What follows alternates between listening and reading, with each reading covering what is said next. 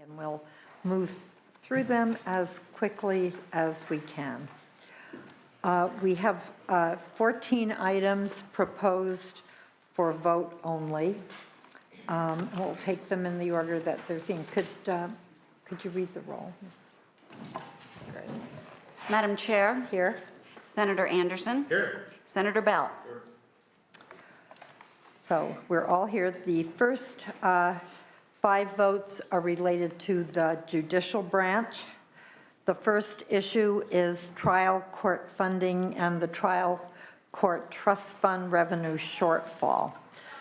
The governor has requested an additional $15.5 million general fund to cover the revenue shortfall in the trial court budget.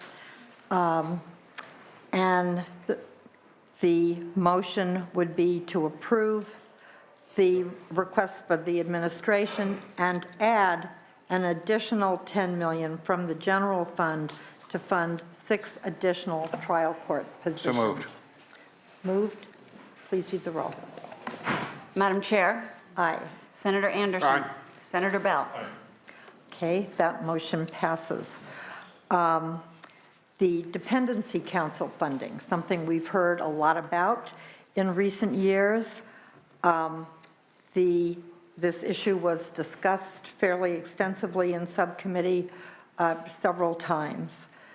The recommendation is that we increase dependency council funding by $33.1 million from the general fund, shift dependency council funding to a newly created budget item, and adopt placeholder trailer bill language establishing maximum client caseloads of 1 attorney to 188 clients for attorneys who use social workers as support, and 1 attorney for 77 clients for those who do not. So moved. It's been moved. Please read the roll. Madam Chair. Aye. Senator Anderson. Aye. Senator Bell. Item number 3 is extension of fee increases.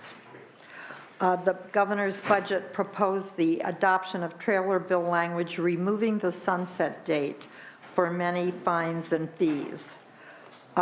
These fee increases were originally intended to be temporary and are currently scheduled to sunset on July 1st of this year. We discussed this issue again several times in subcommittee. We're very concerned about the fees. Many senators are, our leadership is. We understand that this is an issue not only in California, but in police or in law enforcement across the United States. And that it really relates to many very important issues, such as the issues that came up around Ferguson. So the subcommittee is going to look at both civil and criminal fees very hard next year.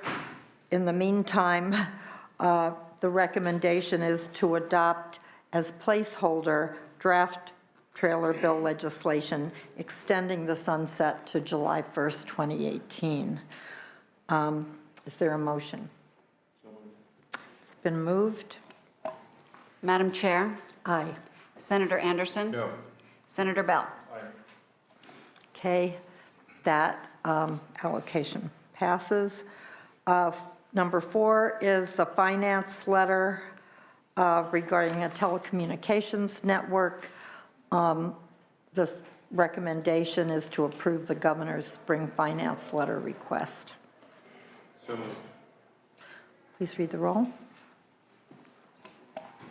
Madam Chair. Aye. Senator Anderson. Aye. Senator Bell. Aye. The next item is capital outlay.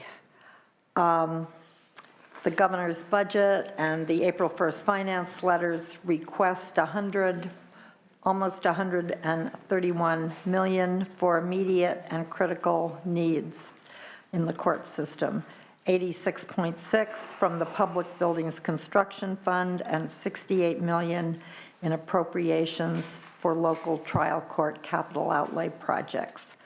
This issue is discussed in subcommittee this year, and the recommendation is to approve the governor's January budget and spring finance letter requests.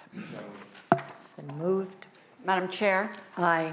Senator Anderson. Aye. Senator Bell. Okay. Moving along to public safety, to the Department of Corrections and Rehabilitation. And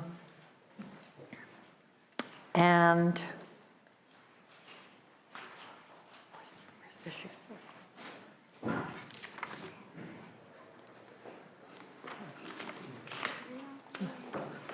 Yeah. We discussed it yesterday.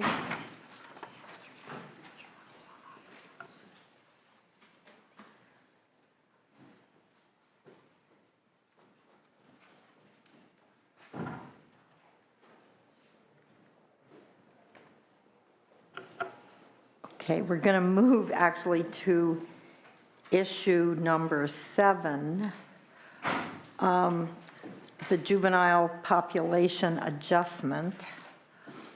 And the recommendation is to approve the May revision request. So moved. Madam Chair, Aye. Senator Anderson. Senator Bell. Okay. Issue number 8, the psych tech staffing model adjustment. The May revision included a decrease of $975,000 general fund and 10.5 positions to implement the revised staffing model. This recommendation is to approve the request. So moved. Be the- Madam Chair, Aye. Senator Anderson. Aye. Senator Bell. Aye. That passes. Item number 8 is a technical adjustment in the Brown v. Coleman negotiations.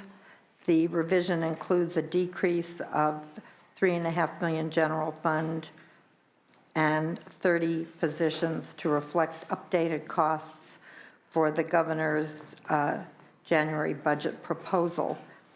It was discussed in subcommittee on April 23rd, and the recommendation is to approve the May revision proposal. Is there a motion? So moved. Thank you.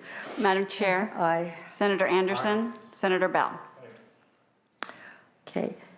The issue number 9 is the lease revenue debt service adjustment, which is a decrease of $10.95 million general fund to make technical corrections to the amount budgeted for debt service because some of our bond refundings resulted in lower debt service costs. The motion is to approve the May revision. So moved. Madam Chair, Aye. Senator Anderson. Aye. Senator Bell. Issue number 11 is janitorial services augmentation, which is an increase of $600,000 general fund and 13.9 positions to complete the rollout of the CalPIA janitorial service programs to all of our institutions, with the exception of the healthcare facility in Stockton. The recommendation is to approve the request. So moved. Madam Chair, Aye. Senator Anderson. Aye. Senator Bell. Issue number 12, California Men's Colony Central Kitchen Replacement. The recommendation is to approve the finance letter request. So moved. Madam Chair, Aye. Senator Anderson. Aye. Senator Bell. Issue number 13 relates to the department's drug interdiction program. In last year's budget, we provided $5.2 million general fund for increased contraband and drug interdiction efforts. We also adopted trailer bill language requiring that any drug and contraband interdiction efforts be applied to all individuals in a facility, including the inmates, department staff, volunteers, and contract employees, and that CDCR establish methods to ensure that searches be done randomly and without advance notice. We've discussed this several times, most recently in subcommittee hearing on March 3rd. The subcommittee, the recommendation is to adopt placeholder language requiring an independent evaluation of the effectiveness of the drug interdiction efforts and removing strip search requirements from the statute. And we'll work on trailer bill language, which would come back. Madam Chair, I would normally move this, but because it's spot-holder language, I'm uncomfortable moving forward, so perhaps Senator Bell can do that. Okay.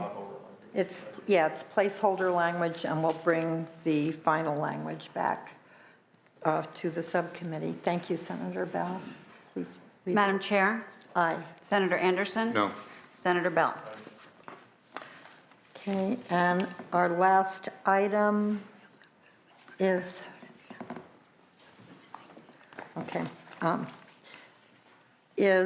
issue number 14, the Commission on Peace Officers Standards and Training Reduction Plan. Now, there's been great interest in training. Much of this has been controversial and provoked a great deal of discussion and thought.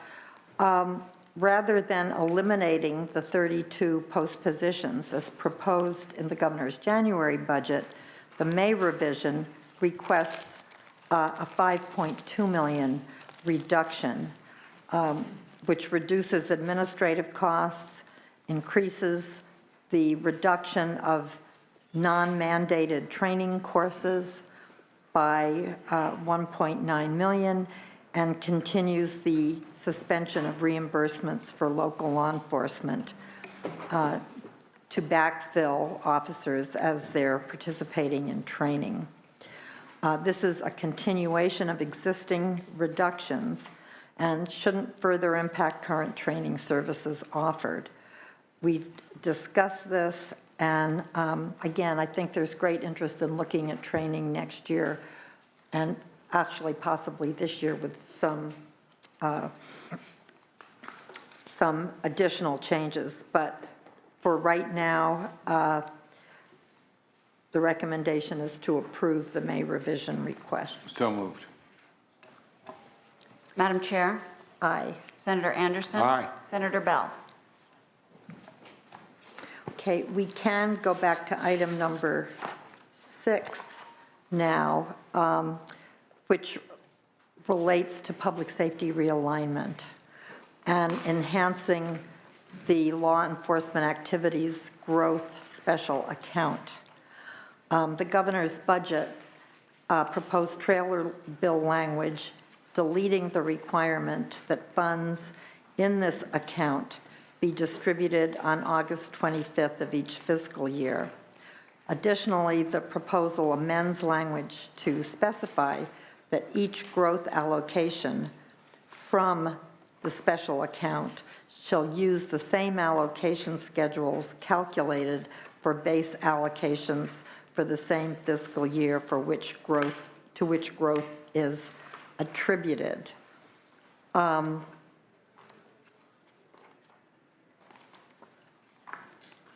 motion is to adopt this as placeholder trailer bill language, because there are a number of changes that I believe we will want to make in that. It's a formula. It affects different jurisdictions in different ways, and we need to be very careful about changing that kind of language.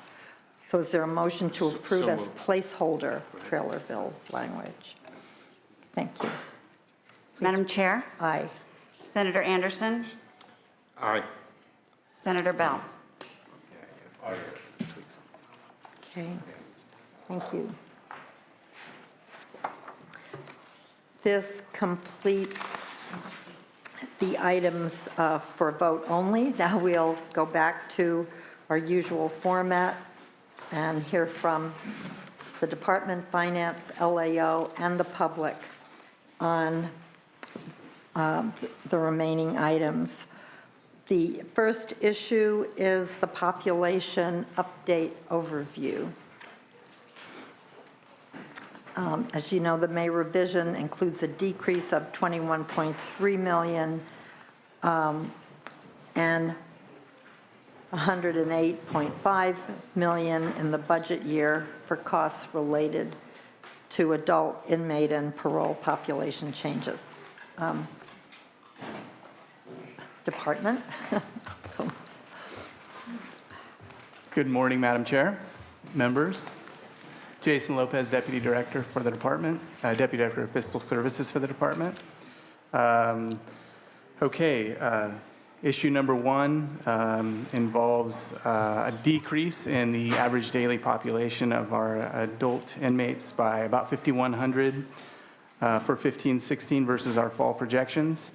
This includes reducing nearly 4,000 of our out-of-state beds by June of 2016.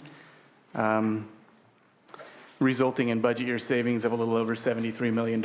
I know that issue is on our agenda just a little further down the line, but it makes up such a large portion of the overall reduction, I thought I'd mention it there. The reductions are primarily the result of the inmate population reductions that we're seeing as a result of those reduction measures such as Prop 47, the new parole determination process, and the enhanced credits for certain qualifying inmates. There is an offsetting increase that we're seeing on our parole side of about 4,100 parolees in budget year, again tied to those reduction measures. And then also our DJJ ward population is projected to decrease by 32 to 677 in budget year. I'm joined by Mr. Scott Kernan, our Undersecretary of Operations, to answer any questions that you might have, and Mr. Wayne Babby from our Office of Research. Thank you very much. Comments from the LAO? Thank you, Madam Chair. Aaron Edwards with the LAO. We had raised some concerns with the population projections back in January. As you may recall, we highlighted what we thought was an overestimate of the inmate population in the budget year. In particular, we thought that the administration had underestimated the impacts of Prop 47, and we also raised concerns that the administration hadn't provided their long-term population projections. At this point, the administration has provided, I think, what is a much more realistic population projection. In particular, they've increased their estimates of the impacts of Prop 47 to an area that's right in line with what we were estimating. In addition, they have provided their long-term population projections. So at this point, we don't have any remaining concerns with the population adjustments as proposed. Okay, thank you. Finance? Josh Gallagher, Department of Finance. Would just like to note that the Prop 47 projections did occur earlier than expected, so it's kind of been an expedited process where some of the implications that we projected to see in the out years have kind of happened quicker than originally expected, and that's, like the department mentioned, a major driver of the decrease since the fall. And also, we'll probably get into it in agenda items further down the list, but it's important to note that the POP projections that the LAO mentioned, where we have shared the out-year projections this spring, it's an important underlying trend to note that the projections are actually increasing. The total population projections are increasing in the out years beyond 15-16, which is a unique challenge in some of the further conversations we'll have today. Okay, thank you. Are there questions or comments from members of the committee? Ms. Senator Bell? Can you give me just 3 years, over the next 3 years, what your population mix and projections are? As Department of Finance just said, sir, the population uncertainty is leads us to some very concerning issues as far as the out years go. How Prop 47, you just heard from the LAO and Department of Finance that we we anticipate about 5,000, but will prosecution habits change, and will that population reduction be realized, is a big question mark for us. And so that's why in the May revise, we proposed the reduction of the 4,000 inmates out of state, and would, because of that uncertainty, come back in the fall with a long-term plan that addresses the issues that you're asking about. Could you give me a major reason why the population projections have those kinds of uncertainties? What are your major components of that? Well, what I would say to you is that Prop 47, we understand it dropped the population by about 5,000. Okay. We do not know how that will be sustained, and has that projection bottomed out. We know we're bringing out-of-state inmates back. We're bringing 4,000 back, which is a very aggressive schedule between now and June 30th. So those are the uncertainties that result in us wanting to address the long-term plan in the fall. So you said something about prosecution strategies. What do you mean by that? Well, in Prop 47, it changed previous felonies to misdemeanors for some drug and property offenses. The projections seem to be bottoming out, and we are not sure if we will be able to sustain the population reduction that we've seen initially. Yeah, okay, I see what you're saying, okay. Thank you. Just on that front, do you know why that's happening? There's great concern out in the community that there's upcharging on the part of prosecutors to send more people to state prison where the state has to pay the bill, then retain them at the local level. Do you have any, are you tracking this in any way? Well, I think the newness of the initiative is, caused us a first temporary period of time for us to evaluate. As the LAO said, we've adjusted our populations and reduced the out-of-state population to address that. But I guess I can't answer that question on will we see that sustained, and we need more time to understand exactly how that will be impacted. Does the department work with other branches of law enforcement to try to really evaluate how these things are working? So, hi, Wayne Babby, Department of Corrections Office of Research. So we're monitoring the arrests and convictions statewide around the crimes Prop 47 specifically calls out. We're also monitoring the other crimes related to second strikers. Right. What we're trying to see is, are we going to see fewer second strikers because those crimes are now misdemeanors? Right, right. And so you would be able to cull out that information and make a report to the legislature? I think we'd be very interested in that, particularly, quite frankly, around variation between counties. I know that when the 109 formula was being worked on, it was of great interest that there were counties with roughly the same population and mix of people, and one county would send twice as many people to state prison, and another county would try to deal with people at home.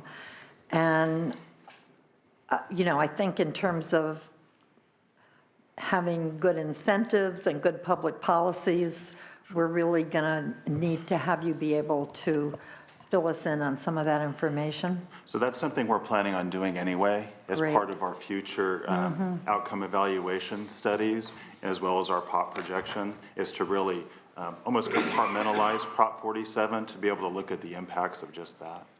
Right. Thank you. I think that's important. I just have a couple of questions about this too. And one is the role of standardized staffing.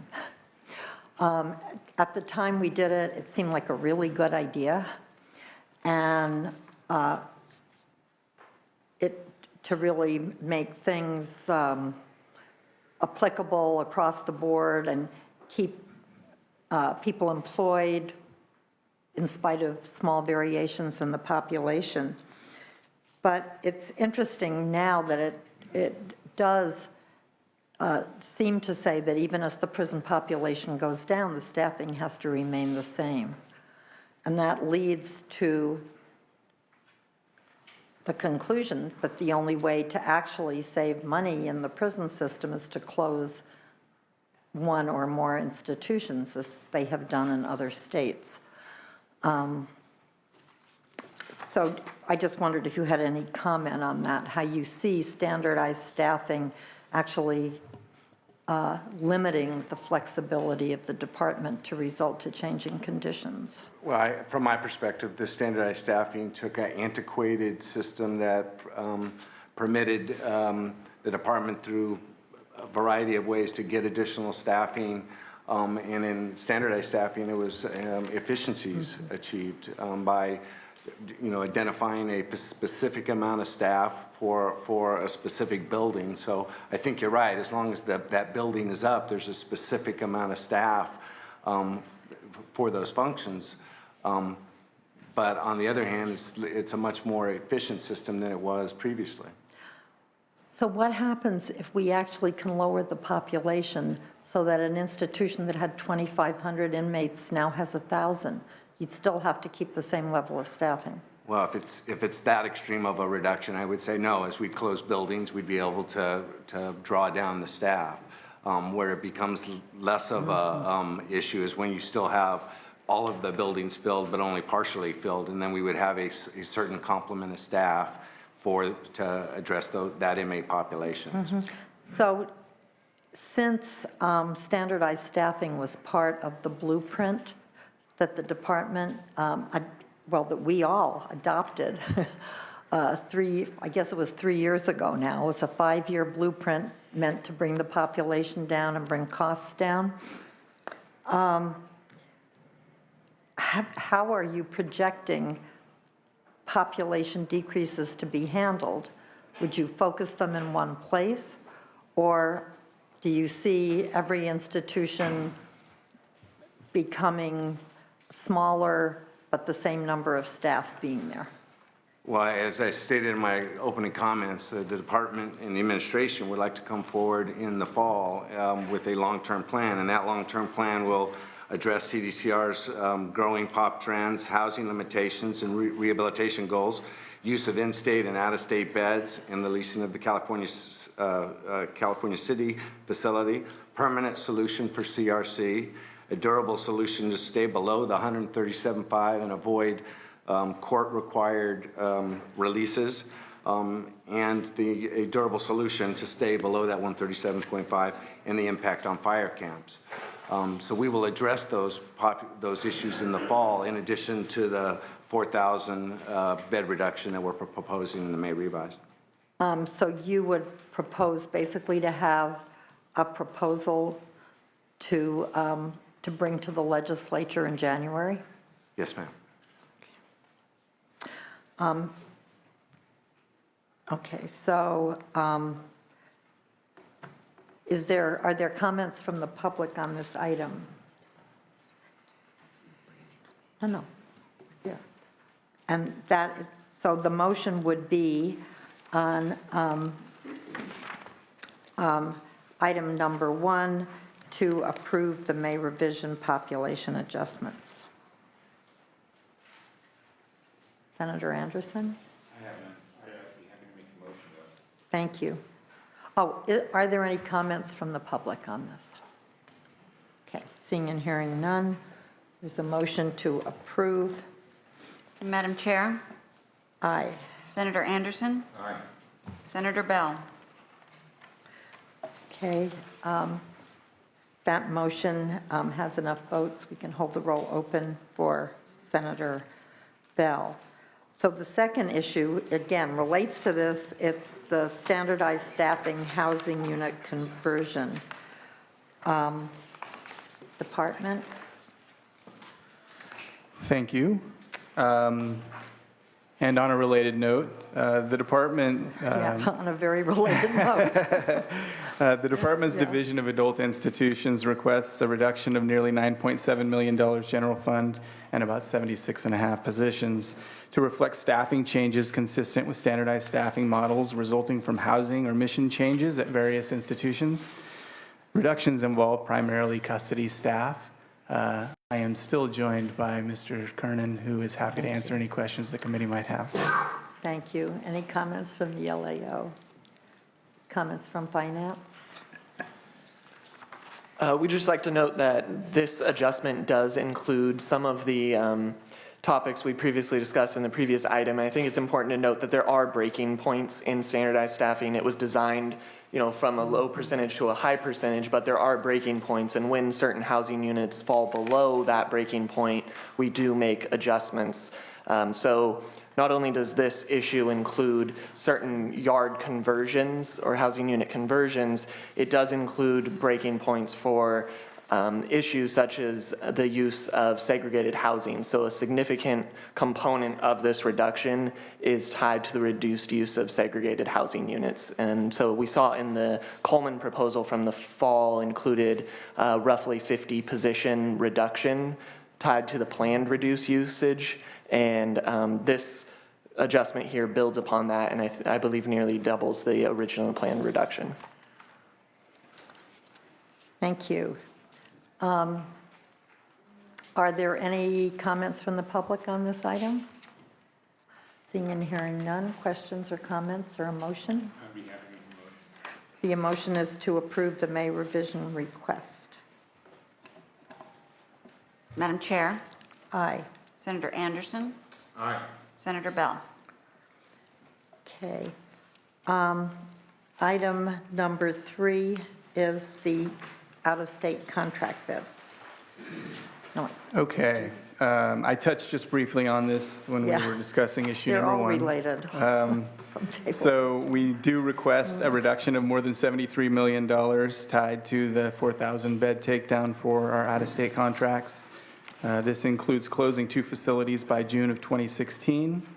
And given the degree of uncertainty related to population and housing is what the department considers an extremely aggressive plan. We're happy to answer any questions you might have.